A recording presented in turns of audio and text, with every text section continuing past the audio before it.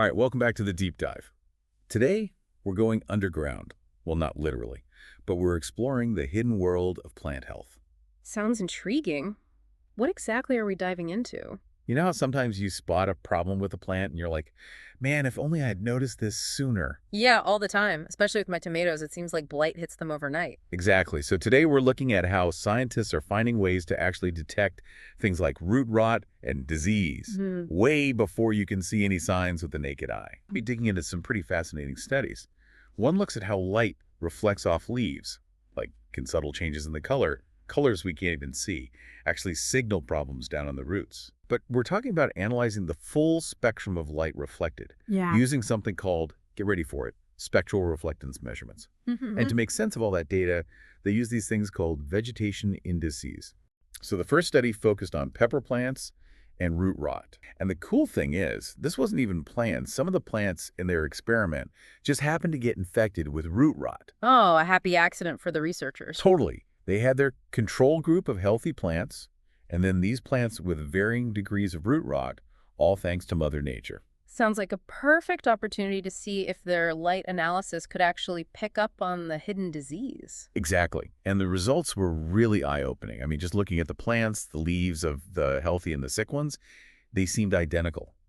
But when they crunched the data from these spectral reflectance measurements and looked at the vegetation indices, boom, there were clear differences. So even though the leaves looked fine, the light was telling a different story. Absolutely. Like one key finding was about something called the red edge position, or REP. It's this point in the light spectrum where a healthy leaf's reflection changes really quickly. And it's closely tied to the amount of chlorophyll, the green pigment. Right, chlorophyll, essential for photosynthesis. Yeah. So in the disease plants, this red edge position actually shifted, like it moved to shorter wavelengths, even though the leaves still looked green. It's almost like the plant's energy production was being affected, even before any visible signs of wilting. Wow, so like a subtle energy drain. That's fascinating. What about those vegetation indices? Did they find anything there? Oh yeah, they found that pretty much all the indices could tell the difference between the healthy plants and the ones with severe root rot, just based on how the light was bouncing off the leaves. So different indices, different ways of looking at the light data, but all pointing to the same problem. Exactly. And here's something I found interesting. One index, called MCRI, it actually showed a positive correlation with damage, like the value went up as the disease got worse. Most of the other indices decreased with disease. That's curious. Why would that be? Well, MPORI specifically focuses on chlorophyll absorption and tries to minimize interference from other things. Yeah. So it's giving a more refined view of a specific aspect of plant health. Right, exactly. Each of these indices is giving us a slightly different piece of the puzzle. Fascinating. So we're seeing that even before any visible symptoms, there are these telltale signs hidden within the light reflecting off the leaves. And get this, they even simulated what would happen if you tried to collect this data from a satellite, like the Sentinel-2, which has lower resolution spectral information. Oh, wow. So like taking it from the lab to a real world scenario? Yeah. And even with less detailed data, they could still detect those differences, especially in the visible and red edge parts of the spectrum.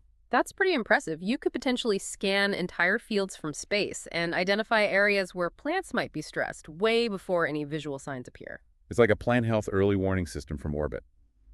Okay, so that was all about light and pepper plants. Now let's switch gears and talk about this other study, the one with tomatoes and potatoes.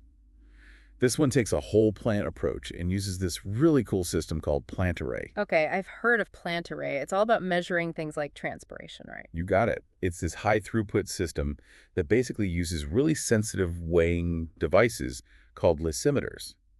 And they can measure the weight of the entire plant, including the water it takes up and loses through transpiration and its overall growth. So instead of just looking at leaves, they're monitoring the whole plant's behavior and doing it continuously. Exactly. They looked at tomato plants with fusarium wilt and potato plants with late blight, and they were able to detect changes in transpiration days, sometimes even weeks, before any visual symptoms showed up. So again, it's about catching those early warning signs.